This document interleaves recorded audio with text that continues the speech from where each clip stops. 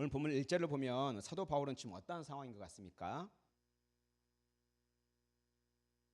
예, 갇혀 있다. 지금 마치 죄수가 감옥에 갇혀 있는 것처럼 지금 죄수가 된 상태입니다.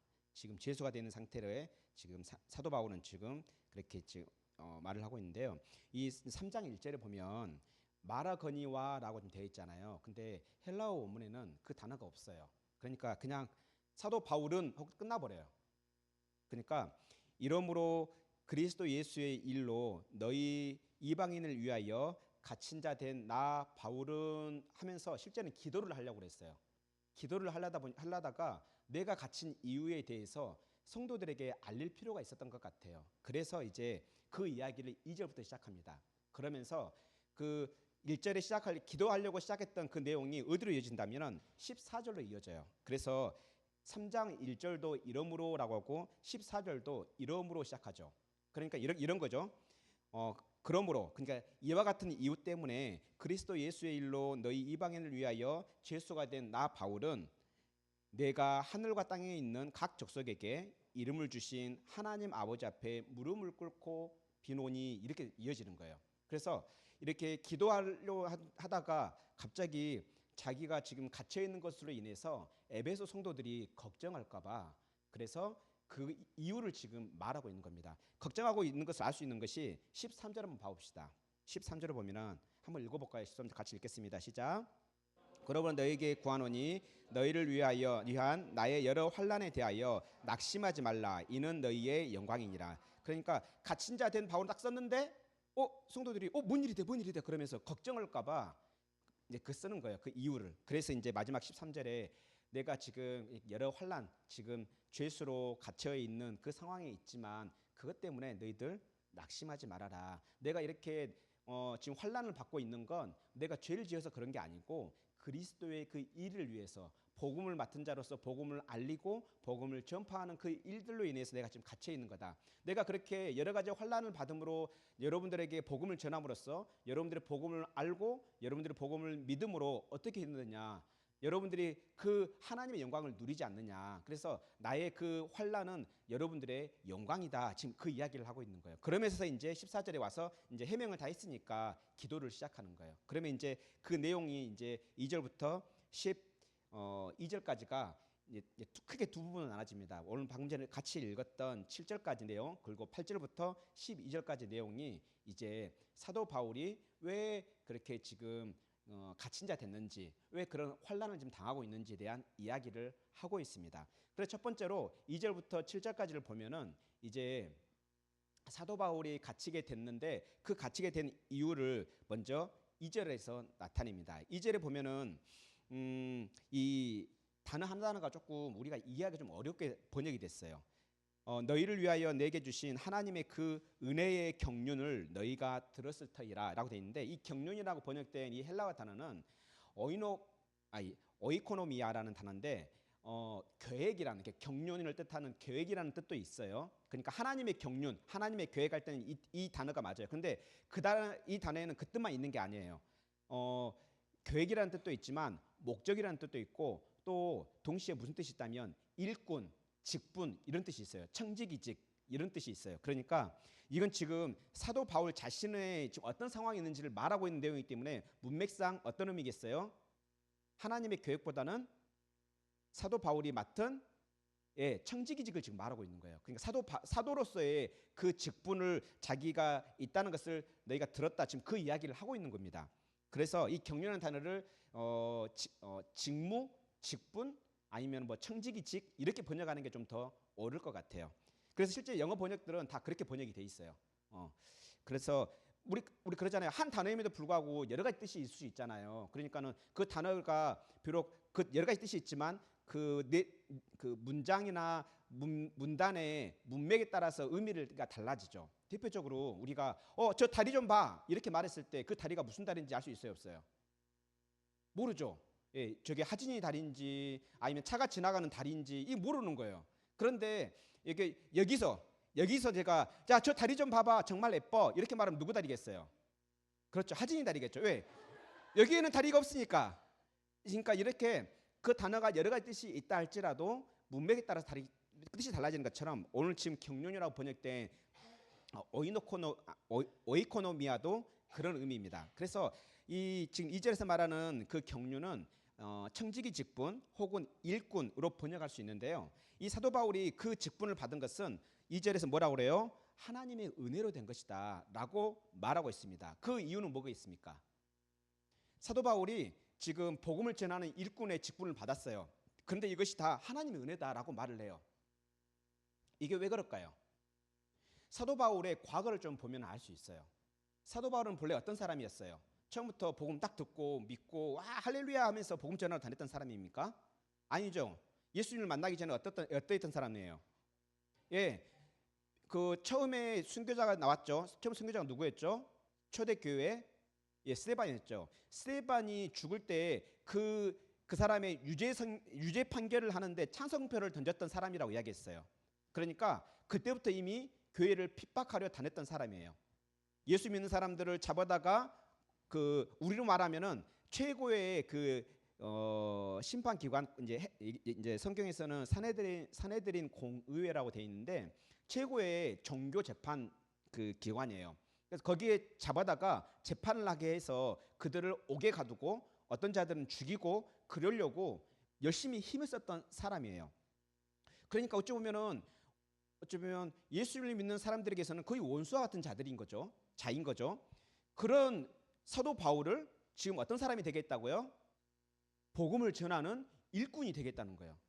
그러면 왜 사도 바울이 지금 이것은 하나님의 은혜다라고 말하는지 이제 이해가 좀 되십니까? 이와 같이 사도 바울은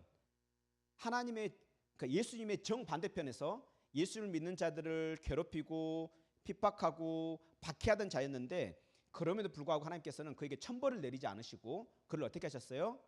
그를 부르셔서 복음을 듣게 하시고 복음을 믿게 하시고 믿을 뿐만 아니라 복음을 전하는 일꾼이 되게 하신 거예요.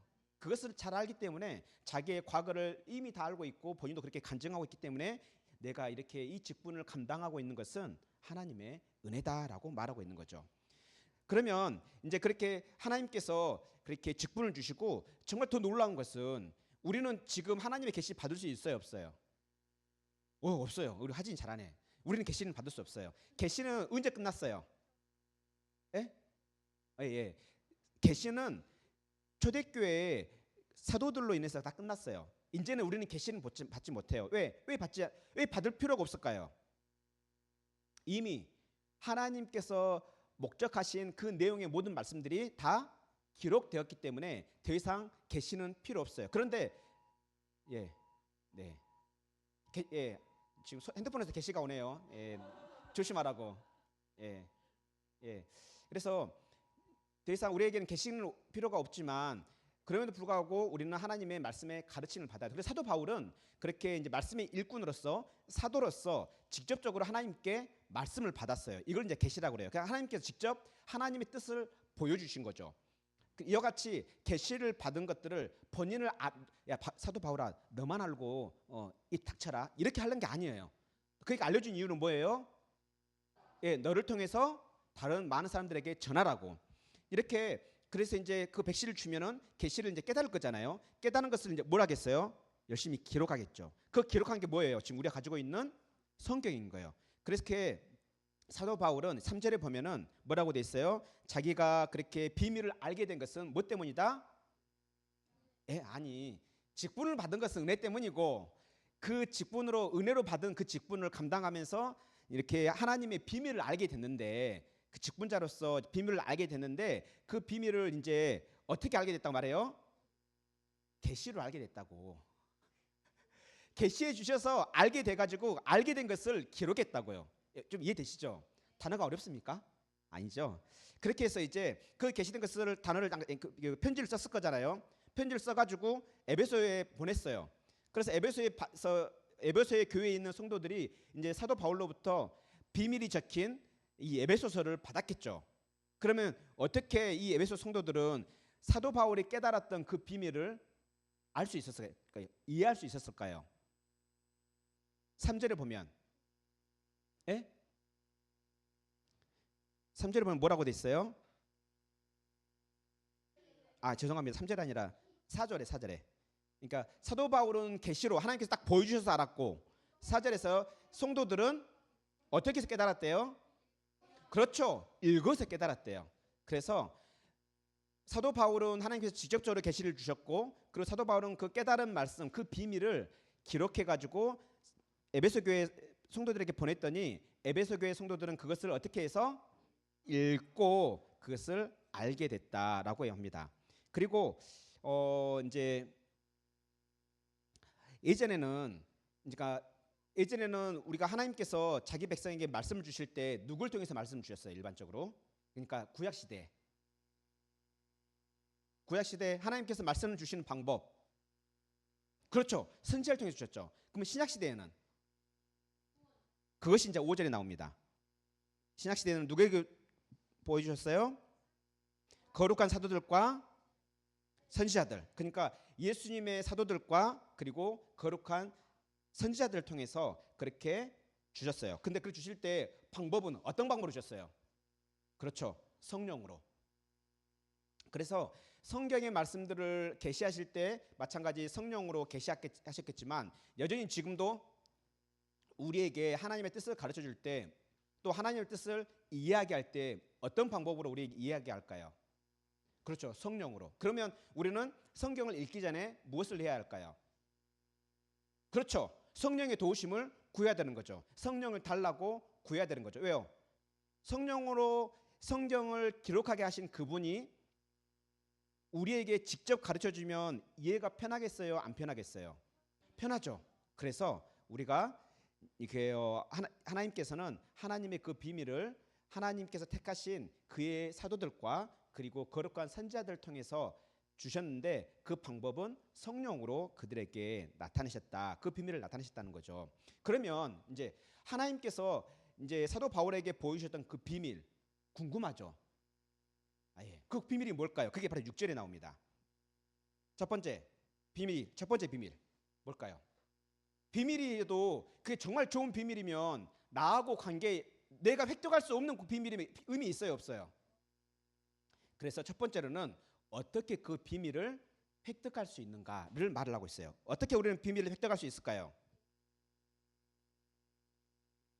마찬가지 예수 안에서. 근데 어떻게 우리는 예수 안에서란 말은 예수와 연합된다, 예수와 하나 된다 그 의미예요. 그럼 우리는 어떻게 예수와 연합될 수 있을까요? 복음에 정확하게 말해야 돼요. 6절에 나와요. 6절에 복음을 통해서. 그러니까 복음을 믿음으로 우리는 예수 안에 있게 되고 예수 안에 있음으로 우리는 하나님의 비밀을 우리의 것이 되게 한다, 획득하게 된다 말을 하는데 그 비밀을 굉장히 많이 주셨겠지만 그것을 딱 3가지로 정말 요약적으로 말을 했어요. 첫 번째 그 비밀이 무엇입니까? 그러니까 복음을 모르는 불신 이방인 불신자들이 복음을 듣고 복음을 통해서 믿을 때에 예수님과 연합이 되는데 예수님과 연합이 되면 받게 되는 3가지 은혜를 말하고 있습니다. 첫 번째 그냥 상속자가 아니에요. 그렇죠. 함께 상속자가 되는 거예요. 여기서 함께란 말이 굉장히 중요하게 쓰고 있어요. 왜 함께 상속자를 썼을까요? 본래는 이 상속자란 말은 상속이란 말이 뭔 말인지 알죠? 부모님이 이렇게 돌아가시거나 그러면은 받는 그런 재산을 상속이라 하잖아요. 그러면 우리가 예수님을 믿어요. 그러면 우리의 영적인 부모는 누가 돼요?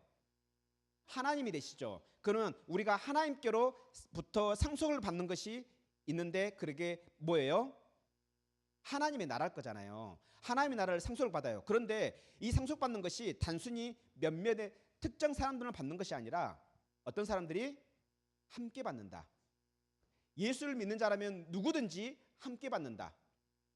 기도 많이 하는 사람만 받는 것이 아니라 기도를 좀 못하더라도 찬양을 잘하는 사람만 받는 것이 아니라 찬양을 좀 못하더라도 예수 그리스도를 믿는 자들, 예수 그리스도를 자기의 구원자로 믿는 자들은 다 어떻게 된다? 함께 상속자가 된다. 공동 상속자가 된다라고 말하고 있어요. 그러면 사람들이 그러죠. 상속하려면 나만 받아야 되는데 공동 상속을 하면 나눠지는 거 아니야?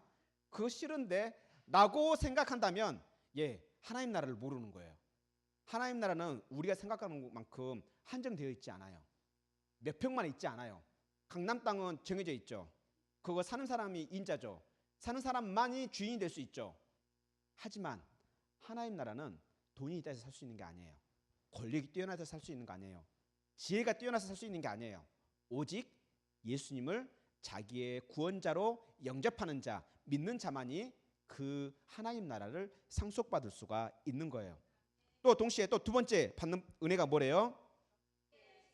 함께 지체가 되고, 함께 지체가 된다는 말은 바로 서로 모양이 다 다르지만 예수를 믿는 그 순간 한 분이신 예수 그리스도께서 교회의 머리가 되시고 우리는 교회 하나의 지체가 된다는 이야기예요. 지체란 말은 한 몸을 이루기는 이루는데 서로 모양이 다르고 서로 역할이 다른 그러한 것을 지체라고 말합니다. 이 가지 지자의 몸체자예요.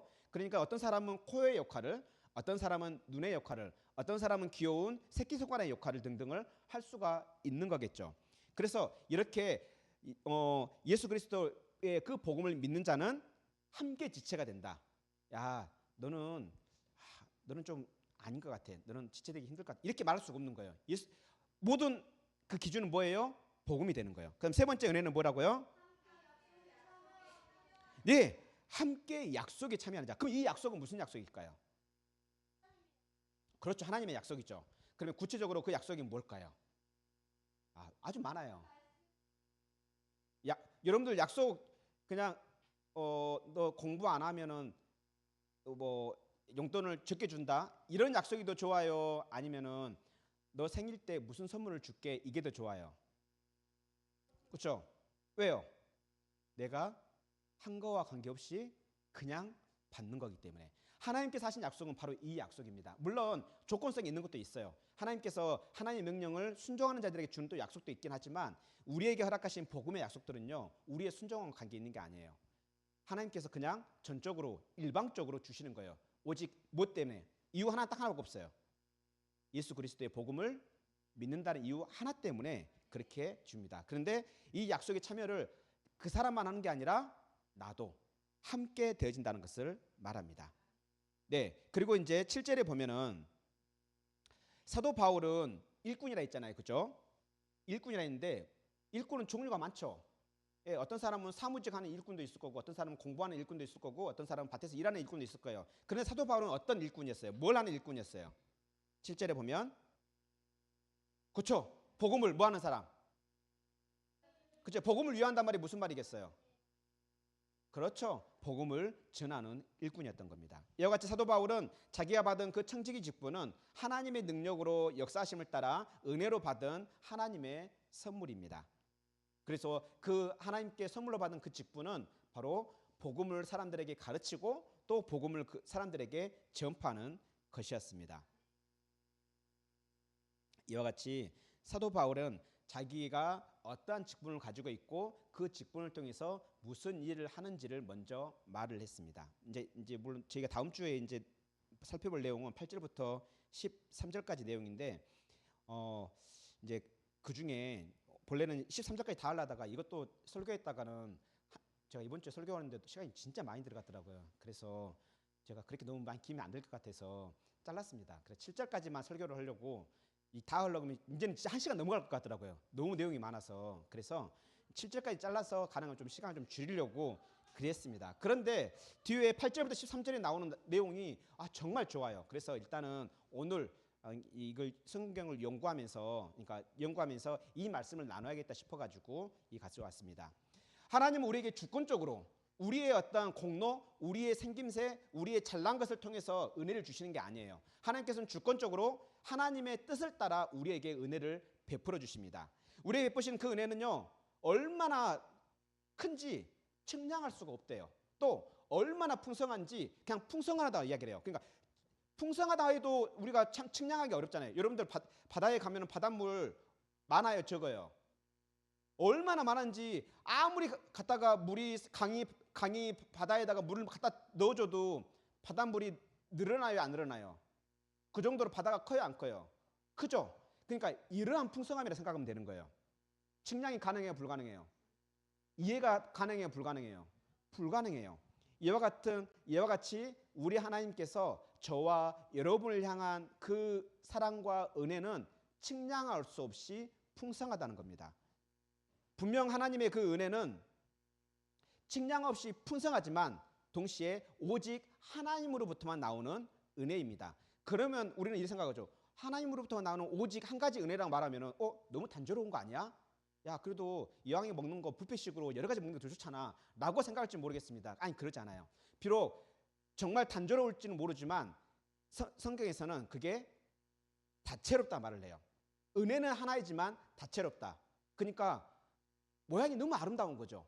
그래서 어떻게 보느냐에 따라서 그 은혜는 하나이지만 굉장히 아름답다라고 말합니다. 이렇게 하나님께서는 풍성하시고 다채로운 그 은혜를 그리스도 안에서 저와 여러분에게 베풀어 주십니다. 그렇다면 그 은혜는 무엇일까요? 우리는 매일 죄를 짓고 삽니다. 우리에게 은연강 분명히 다가올 거라는 것, 그 죽음이 다가올 거라는 것 우리는 압니다. 심지어 우리는 본능적으로도 압니다. 그래서 그 죽음의 심판을 두려워서 일평생 두려워하며 삽니다. 그래서 그 죽음이 얼마나 두려운지 사람들은 본능적으로 알기도 하고 의식적으로 알기도 합니다. 그래서 많은 사람들은 그 죽음을 피하고 싶어서 수많은 것들을 쫓아다닙니다. 직접적으로 말한다면 약을, 병원을 쫓아다니겠죠. 그리고 심지어는 그 죽음을 의도적으로 잠시라도 좀 잊어버리고 싶어서 어떻게 합니까? 인생을 즐기는데 그 시간을 허비합니다. 그런다고 해서 그 죽음을 피해 도망친다 해서 혹은 그 죽음을 외면한다 해서 그 사람이 죽음을 피할 수가 있습니까? 피할 수가 없습니다. 어떤 사람도 죽음을 피할 수가 없습니다. 왜 그렇습니까? 한 번 죽는 것은 사람에게 정해져 있기 때문입니다. 그런데 이러한 우리에게 하나님은 하나밖에 없는 자기의 독생자 예수님을 우리에게 보내주셨습니다. 우리의 죄와 죽음을 친히 담당하셨습니다. 예수님께서는 홀로 십자가에서 우리의 죄와 사망을 담당하셨습니다. 그리고 부활로 우리에게 의로움을 선물로 주셨습니다. 그래서 우리는 예수님 안에서 죄와 죽음에서 해방됩니다. 죽음에 대한 두려움 대신에 이제는 성령 안에서 생명을 얻고 기쁨을 얻게 됩니다. 그냥 기쁨이 아닙니다. 넘치는 기쁨입니다. 왜 그렇습니까? 우리가 죄를 짓고 그 죄에 대한 대가를 치러야 되는데 예수님을 믿음으로 그 죄에 대한 대가를 치르지도 않을 뿐만 아니라 우리가 의도적으로 피하려 했고 또 의도적으로 외면을 했던 그 죽음의 문제가 해결되기 때문입니다. 이것이 바로 먼저 생각할 수 있는 하나님의 은혜입니다. 하나님은 예수님의 십자가와 부활을 믿는 우리를 어떻게 대우해 주십니까? 태어날 때부터 한 번도 죄를 짓지 않았다라고 성령께서 보증해 주십니다. 뿐만 아니라 우리 예수님은 하나님의 우편에서 우리를 대신해서 변호해 주십니다. 그리고 하늘의 재판장이신 성부 하나님은 우리가 무죄라고 의인이라고 판결해 주십니다. 이와 같이 삼위일체 하나님께서는 우리가 복음을 믿는 그 순간 삼위일체 하나님께서 삼중적으로 우리의 구원을 보장하시고 판결하십니다. 이것 또한 은혜인 것이죠. 왜 그렇습니까? 우리가 우리 자신을 잘 알잖아요. 우리가 믿기 전에 했던 행위들도 잘 알 것이고 믿은 후에도 여전히 우리의 행위를 우리 자신이 너무나 잘 압니다. 그럼에도 불구하고 삼위일체 하나님은 우리의 죄를 철저하게 덮어주십니다. 이것이 예수님 안에서 우리에게 알려주신 놀라운 비밀이며 은혜입니다. 이 은혜는요, 여기서 끝나지 않았습니다. 성령님은 죄와 허물로 죽었던 우리에게 죽음의 형벌 대신에 영원한 생명을 선물로 주셨습니다. 또한 생명을 주셨을 뿐만 아니라 아들의 명분, 하나님의 아들의 명분도 우리에게 주셨습니다. 영접하는 자, 곧 그 이름을 믿는 자들에게는 하나님의 자녀가 되는 권세를 주셨으니 하나님을 모르던 우리가 하나님을 알게 되었습니다. 하나님을 알게 될 뿐만 아니라 하나님의 아들과 딸이 되었습니다. 우리를 하나님의 아들과 딸로 삼아주셨습니다. 그래서 우리는 하나님을 이제 아빠, 아버지라 부르줄 수 있습니다. 그뿐만이 아닙니다. 우리가 도움이 필요할 때 언제든지 어디서든지 하나님의 보좌 앞으로 담대히 나아갈 수가 있습니다. 아무런 꺼리낌 없이 선하신 아버지에게 그 선하신 아버지에 대한 그 확신을 가지고 담대하게 나아가서 도움을 구할 수가 있습니다. 이것 또한 은혜입니다. 우리가 비록 삶이 엉망이고 우리가 비록 믿음대로 살지 못한다 할지라도 우리가 연약함을 아시고 우리의 그 필요를 따라 돕는 은혜로 우리를 도와주시는 이것 또한 은혜입니다. 또 그뿐만이 아닙니다. 자녀 삼은 우리를 홀로 내버려 두지 않으셨습니다.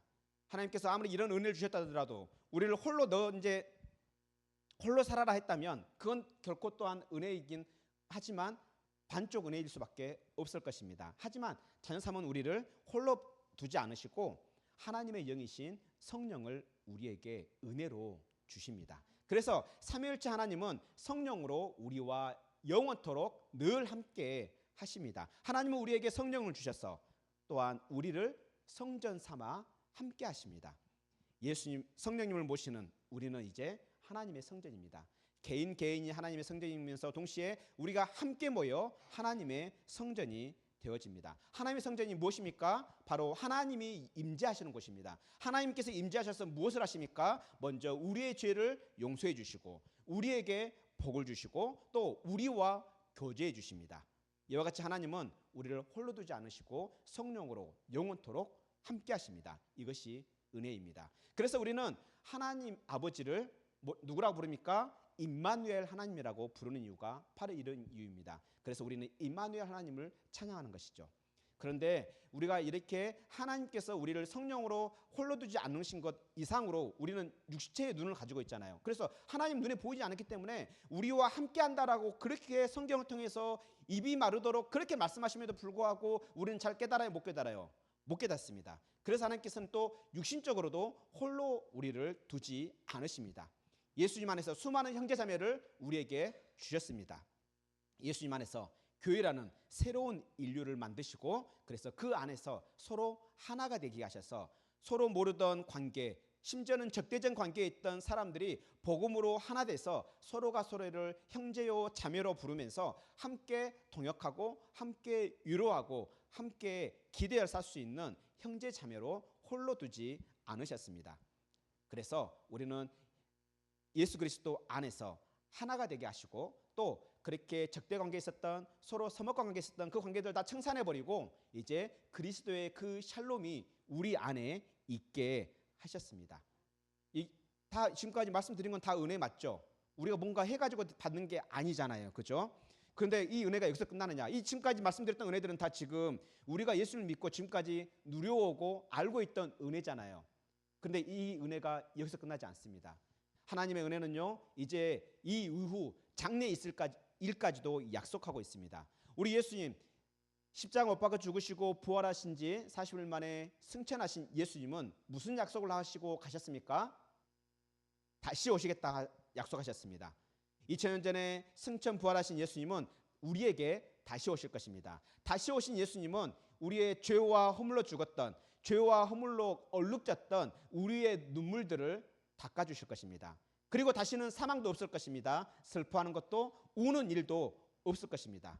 아픈 일은 더더욱 없을 것입니다. 이것이 이제 곧 있을 우리에게 주어질 은혜들입니다. 또한 뿐만 아니라 예수님께서 다시 오시는 그날에 만물이 새롭게 될 것입니다. 새 하늘과 새 땅으로 새롭게 된 그곳에서 우리는 영원토록 하나님과 함께 살 것인데 어떻게 살까요? 왕노릇하며 살 것입니다. 하늘 보좌에 앉아서 영원토록 왕노릇 할 것입니다. 우리가 왕노릇 하는 거요, 우리의 공로가 아닙니다. 여러분들 아무나 왕 되나요? 예, 싸움 잘하든가 돈이 많든가 모략이 뛰어나든가 그래야 왕 될 수 있잖아요.